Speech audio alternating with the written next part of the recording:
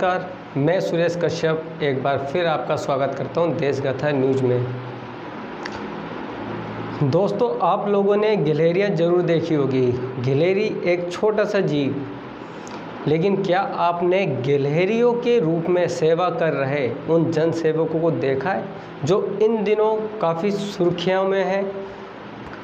उनके द्वारा की जा रही जन सेवा इस कदर वायरल हो रही है कि बहुत सारे जो स्थानीय मीडिया हैं वो उन तक जाके उनकी खबरें बाहर हो रही है।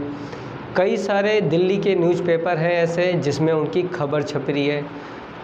और इन गिलहरियों द्वारा जिस तरीके से ये प्रयास किए जा रहे हैं समाज के लिए, मानवता के लिए, इंसानियत के लिए, वो कहीं ना कहीं सराहनीय है उनके। और ज़रूरत है इस तरीके की बुनियादी सुविधाओं की, इस तरीके की इच्छा शक्ति की, जो समाज सेवा को इसलिए करना चाहती है ताकि कोई भी ज़रूरतमंद व्यक्ति इस आपदा के समय खुद को अकेला ना समझे और किसी भी व्यक्ति कम से कम अन्न को लेकर, भोजन को लेकर उसके पास कोई परेशानी ना हो।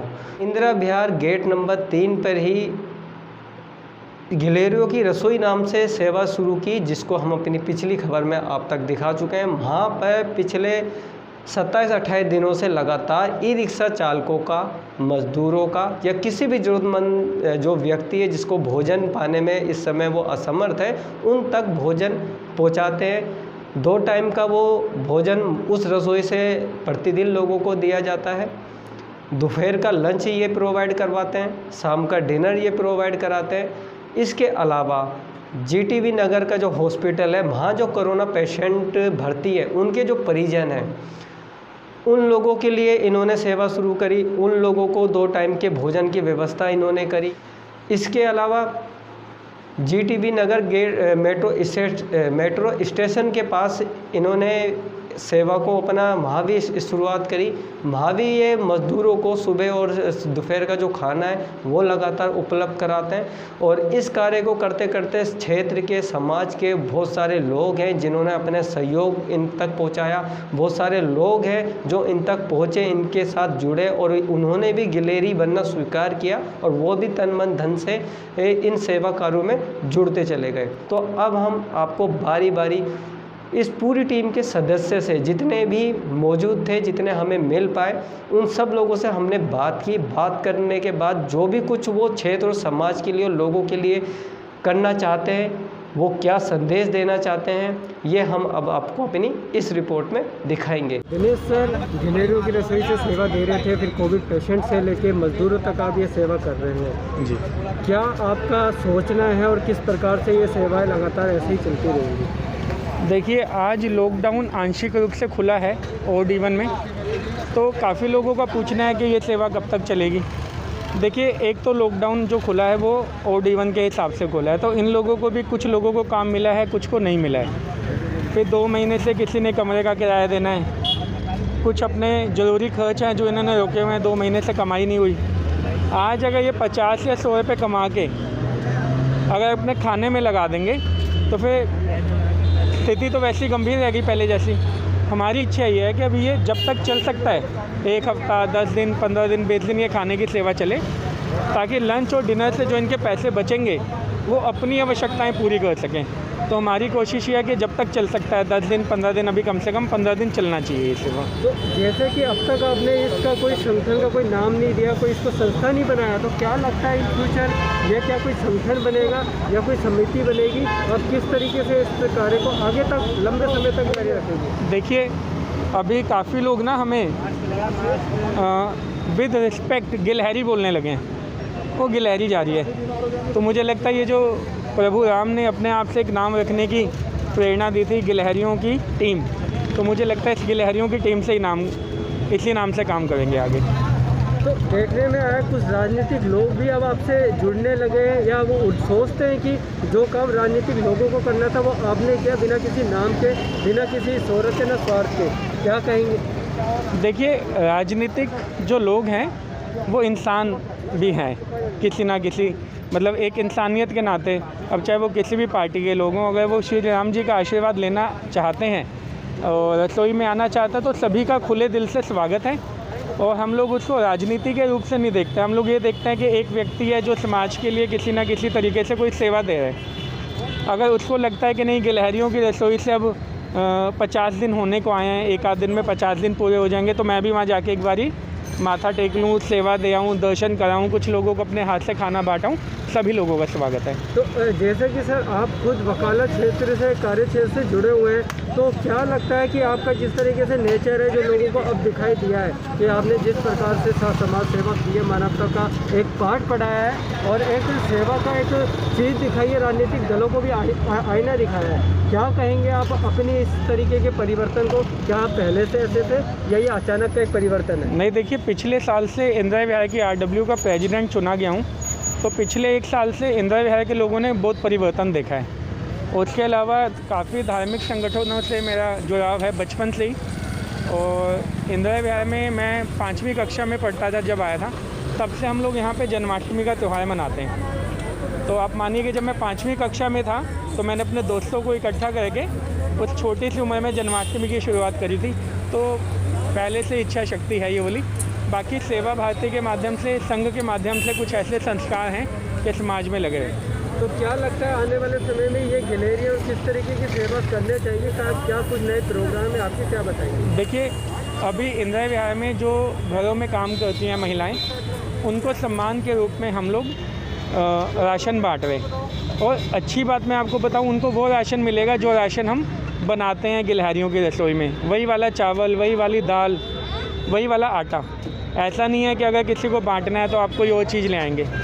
इन महिलाओं की जो इकट्ठा किया जा रहा है, इंदिरा विहार में जो काम करती हैं, लगभग 120 महिलाएं हैं। इनके पीछे एक प्रोजेक्ट है कि महीने में एक बारी दांतों का डॉक्टर आ जाए, हमारी कॉलोनी में 2-3 डॉक्टर की टीम आ जाए, फिर अगले महीने हड्डियों के 2-3 डॉक्टर की टीम आ जाए, फिर उससे अगले महीने आँखों के डॉक्टर की 3-4 टीम आ जाए। तो ये जो एक तबका है जहाँ तक सरकारी सहायता नहीं पहुँच पाती, या ये लोग अपने काम धंधे में इतने मशरूफ़ हैं कि ये गवर्नमेंट हॉस्पिटल में इतना समय नहीं निकाल पाते, या जब बहुत ज़्यादा मजबूरी हो तभी जा पाते हैं। तो मैं चाहता हूँ कि मजबूरी आने से पहले इनको इलाज मिले, तो उसकी व्यवस्था करने की कोशिश हो रही है। राशन देने के बहाने से हर महीने इनको कोई ना कोई सुविधा देने की इच्छा है हम लोगों की। सर, सबसे पहले आपका नाम, आप क्या करते हैं, उसके बारे में कुछ बताइए। मेरा नाम अमर सिंह है और मैं MCD के अंदर अभी फ़िलहाल निगम बोध घाट में कोरोना के जो डेड बॉडीज़ होती है उसके लिए सुपरवाइज़र वहाँ पर नियुक्त हूँ अभी मैं। जी अमर जी, तो क्या आप जो इस गिलहरियों के साथ जुड़े हैं, क्या सोच के आप जुड़े, क्या कारण रहा था और आपने क्या देखा इनमें जो कुछ अलग था? इनमें सबसे अलग ये था कि एक तो पॉलिटिक्स कोई चीज़ नहीं है, और सबसे बड़ी बात क्या है, हम इस संस्था के साथ जुड़ने में सबसे ज़्यादा अच्छा ये लगा कि खुद ही मेहनत करते हैं और खुद ही बनाते हैं, खुद ही खिलाते हैं। नोट है किसी रेस्टोरेंट से, बड़े बड़े लोग को क्या करते हैं, रेस्टोरेंट से बना लिया जी, कहीं से मंगा लिया, 100 खाने 200 खाने बंटवा दिए। लेकिन यहाँ खुद ही बनाते हैं और खुद ही खिलाते हैं और ताज़ा खाना खिलाते हैं, साफ़ सुथरा। ये बहुत मुझे अच्छा लगा। और सबसे बड़ी बात एक और, जो लोग कोरोना पॉजिटिव हो गए थे उनके घर घर जाकर हमारे दिनेश जी हैं, उनकी वाइफ खुद उन लोगों के लिए खाना बनाती थी। खाने में क्या, फ्रूट्स, उसके बाद खिचड़ी, दलिया, इस तरीके से पेशेंट को चीज़ें चाहिए वो अवेलेबल कराते थे। और वो कोई रिक्वायरमेंट कर दें कि कोई मेडिसिन चाहिए, व्हाट्सअप कर दें, तो वो भी पहुँचाकर, वो भी ख़रीद कर उनके घर पहुँचाते थे। तो ये बातें बहुत अच्छी लगी। तो क्या कहना चाहेंगे आज दिनेश जी और उनकी टीम जिस तरीके से सेवा भाव कर रही है, तो क्या सीख मिलनी चाहिए लोगों को, क्या सीखना चाहिए इनसे? मैं तो सिर्फ ये कहूँगा जी, प्रभु श्री राम भगवान जी जो कृपा इन पर बरसाई है, वो कृपा सब पे बने। और इनके साथ जो मैं जुड़ा हूँ, मैं अपना सौभाग्य मानता हूँ कि मैं इनके साथ काम कर रहा हूँ। तो मुझे बहुत अच्छा लगता है कि इनमें कोई भी छल कपट वाली बात ही नहीं है। सिंपल सी बात है, ये खाना है जी, ये खिलाना है, और बड़े तरीके के साथ, मैनेजमेंट के साथ, हर किसी के साथ डिस्कस करके साथ, तो वो बातें करते हैं जो कि बहुत अच्छी लगती हैं। जी धन्यवाद। सर, सबसे पहले हम आपका नाम जानना चाहेंगे। किशन शर्मा। शर्मा जी, आप किस माध्यम से इन गिलहरियों के साथ जुड़ के खुद भी एक गिलहरी बने, क्या कहेंगे इस सेवा के पीछे? थोड़ा सा समय निकाल के कोशिश कर रहे हैं कि कुछ कर सकें। मैं इंदिरा विहार के RWA से जुड़ा हुआ हूँ। ये दिनेश जी हैं, दिनेश भाटिया जी, उनके साथ हम जुड़े हैं। तो हमारी टीम 12 जनों की टीम है। तो ये करते करते हमने फिर ये पिछले साल भी किया था ये सेवा। तो उसमें ये भाटिया जी बहुत मेहनत कर रहे हैं, सुबह से शाम तक बहुत मेहनत कर रहे हैं। जुड़ने में ये काफ़ी हर किसी को जोड़ रहे हैं। शर्मा जी एक चीज़ है, बहुत सारी सामाजिक संस्थाएं हैं, बहुत सारे राजनीतिक दल हैं, अपने आप को कैसे अलग समझते हो आप? उनको इस सेवा के माध्यम से कैसे अलग पाते हो? नहीं, अलग नहीं है, वो भी हमारे साथ हैं, ऐसा अलग वाली बात नहीं। हम जुड़ रहे हैं वो आके, बाकी हम अपना कार्य कर रहे हैं, वो अपना कर रहे हैं। हम अपना सेवा भाव से सेवा कर रहे हैं। तो कोई हमारे इसमें लालच वाली बात नहीं है, किसी को भी, किसी मेंबर को कोई लालच वाली बात नहीं है। हम अपनी सेवा भाव से सेवा कर रहे हैं। जी धन्यवाद। सबसे पहले आपका नाम? लव नागपाल। लव जी, आप जिस तरीके से सेवा भाव को कर रहे हैं, क्या कहेंगे? कुछ ऐसी चीज़ जो आप बताना चाहेंगे लोगों को? बस करने में मज़ा आ रहा है, ये श्री राम जी का आशीर्वाद है बस। तो क्या लगता है कि जब कोविड के समय में लोग एक दूसरे के पास नहीं जा रहे थे, ऐसे में आप लोगों की सेवा में जुटे रहे, कैसा लग रहा है?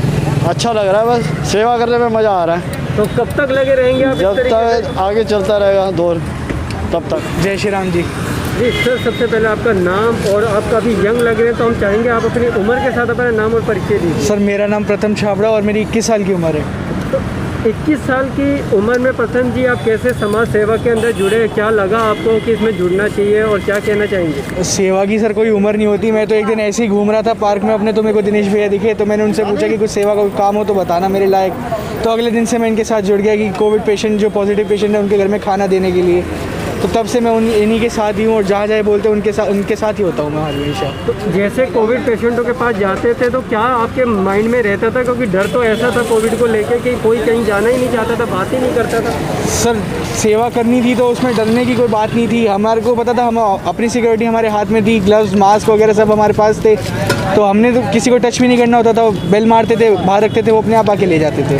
तो इस दौरान परिवार का आपका क्या सपोर्ट रहा? क्या वो मना नहीं करते थे कि आपको? नहीं सर, उनको मेरे परिवार ने मेरे को कभी इस चीज़ के लिए मना नहीं किया। उनको पता है कि अगर एक लड़का किसी अच्छे काम के लिए जा रहा है तो उसको कभी रोकना नहीं चाहिए।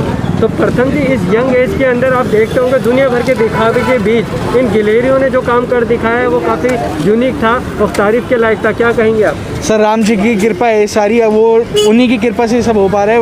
उनकी कृपा ना होती तो कुछ भी ना हो पाता। जी आपका शुभ नाम? घनश्याम रस्तोगी, हर्षलैंड में रहता हूँ मैं यहाँ पर। और आज ये 1 तारीख से हमारा 1 मई से हमारा ये प्रोग्राम शुरू हो रहा है। बराबर सुबह शाम 250 आदमी रोज़ का खाना पीना बनता है हमारा। और आप इतने अनुभवी हैं और आपने दुनिया भर की चीज़ें देखी है, राजनीति देखी है, सामाजिक संगठन देखे हैं। आज दिनेश जी जिस तरीके से काम कर रहे हैं, क्या कहेंगे आप? बहुत बढ़िया काम कर रहे हैं बच्चे, और इसी तरह हम तो उम्मीद करते हैं भगवान करें कि लंबी उम्र लगा और इस तरह के काम संस्था के लिए करते रहें। पूरी संस्था की पूरी टीम है, बहुत अच्छी टीम है इनकी, बड़ी निस्वार्थ से सेवा कर रहे हैं ये लोग, बहुत बढ़िया। ये अपने आप को एक गिलहरी बता रहे हैं जिन्हें छोटा सा योगदान किया था राम युद्ध में। आप क्या कहेंगे? क्या ये छोटा सा योगदान जो ये अपने बता रहे हैं, तो क्या ये मानवता के लिए एक नया सीख नहीं है? बिल्कुल ठीक बात है, अच्छी बात है। हमेशा इंसान को छोटी ही बटक कर रहना काम करना चाहिए। ये तो इनकी सोच अच्छी है, बहुत अच्छी सोच है कि अपने आप को इस टीम का छोटा सा सेवक समझते हैं। जी, तो क्या आप इनको शुभकामनाएं देते हैं? क्योंकि आने वाले जीवन में हमारी शुभकामनाएं इनके साथ, हमारा पूर्ण सहयोग है इनके साथ में कि हमेशा ये अच्छे काम करते रहें और हम इनके साथ मिलकर सब काम करें। जी जय श्री राम। जी सर, आपका क्या नाम है? मेरा नाम अरुण नागपाल है। अरुण जी, आप इतने सीनियर भी हैं, आपने भी दुनिया देखी है, क्या कहेंगे आज भाटिया जी जिस तरह से सेवा कर रहे हैं? सबसे पहले तो मैं भाटिया साहब के माता पिता को नमन करूंगा जिन्होंने ऐसे सपूत को जन्म दिया, जो मानवता की सेवा के लिए सबसे आगे आए और हमें प्रेरणा दी। ये मुझे कहते हैं कि प्रेरणा दी, पर इन्होंने हमें प्रेरणा दी कि मतलब आप बढ़ चढ़ के सेवा करो। ये पहले सेवा करते थे, पैकिंग लाते थे, तो हमने इनको कहा कि आप यहाँ पर अपने पतीलों में लाओ, हम बंटवाने में आपकी मदद करेंगे। हम बंटवाने में मदद करते हैं, पर ईश्वर श्री राम की ऐसी कृपा इन पे हुई कि वहाँ पर एक रसोई बन गई। 25-30 आदमियों से 200-250-300 आदमियों का मतलब लंगर बनना शुरू हो गया। जो ये अपने आप को छोटा सा मतलब कहते हैं, मैं गिलहरी, मतलब राम जी गिलहरी रसोई है, अपने आप को छोटा समझते हैं। तो इससे महान आदमी मैंने तो आज तक अपनी ज़िंदगी में नहीं देखा। तो किस तरीके की आप शुभकामनाएं रखते हैं? क्या अभिलाषा रखते हैं कि आगे चल के ये किस तरीके से काम करें? आगे चल के ये मानवता के प्रति काम करें और बढ़ चढ़ के हिस्सा लें और देश में इनका नाम। आज समाज के बहुत सारे लोग इनसे जुड़ते जा रहे हैं। हाँ जी। तो किस तरीके से देखते हैं कि जिस तरीके से इनका संगठन का नाम तक भी रजिस्टर्ड नहीं है, हाँ जी, तो क्या लगता है कि आगे इनको रजिस्टर करवाना चाहिए? ये तो श्री राम की कृपा से ही होगा। क्या पता ऐसा ये संगठन ऐसा बन जाए कि मतलब दिन दुगनी रात चौगनी तरक्की हो और लोगों में सेवा भाव इनके लिए प्रति और इनकी सेवा के लिए प्रति भावना बढ़े। जी आपके लिए जो लोगों की इस समय दुआएं भी हैं और लोग चाहते भी हैं कि आप आगे बढ़ें और इस तरीके से मानवता का नाम बढ़ाते रहें, क्या कहेंगे? देखिए, दुआओं की हमेशा आवश्यकता रहती है और रहेगी, आशीर्वाद और दुआओं की, क्योंकि ये दुआओं और आशीर्वाद से ही संभव हुआ था हम लोग यहाँ पे पहुँचे। और कोशिश होगी कि इसी चीज़ को ना किसी माध्यम से आगे लेके जाएं। आज अगर हमें लगा था कि रोटी की आवश्यकता है तो वो पूरी हुई है, लेकिन अब समाज में काफ़ी हमें चीज़ें दिखाई दे रही हैं। कुछ लोग हैं रोड पे सोते हैं, सबसे ज़्यादा उनको दवाइयों की आवश्यकता होती है, और सरकारी योजनाएं हैं जो आम आदमी तक पहुंच नहीं पाती हैं। तो हमारी एक ये कोशिश है कि आने वाले समय में सरकारी योजनाओं को एक आम आदमी तक पहुंचाएं, चाहे वो रोड पे क्यों ना सोता हो, उसको अपने राइट पता हो, अपने अधिकार पता हो, उसे पता हो कि सेंट्रल गवर्नमेंट, स्टेट गवर्नमेंट मुझे क्या दे रही है। जैसे जनधन योजना की बात हो गई, आधार कार्ड हो गया, वोटर आईडी कार्ड हो गया, राशन कार्ड हो गया, मेडिकल सुविधाएं हो गई, या कोई जीवन बीमा उनको मिल सकता है। कोई भी सरकारी योजना जो एक आम आदमी तक, रोड पे सोने वाले आदमी तक नहीं पहुंच पाती है, कोशिश करेंगे उनको वहां तक लेके जाएं। तो क्या इस तरीके के कामों से जो आपका व्यक्तिगत जीवन पहले से रहा है, क्या उसके अंदर कोई भी व्यवधान नहीं पैदा होगा? देखिए, जब आप समाज सेवा में आते हैं ना, तो व्यक्तिगत जीवन आपको किसी के हाथों में सौंपना पड़ता है। तो इस समय मेरे व्यक्तिगत जीवन की सारी जो जिम्मेवारी है मेरी अर्धांगिनी शीतल भाटिया निभा रही हैं, तो उन्होंने वो सारी जिम्मेवारियां ले ली हैं, इसलिए मैं समाज सेवा में समय निकाल सकता हूं आने वाले समय के लिए भी।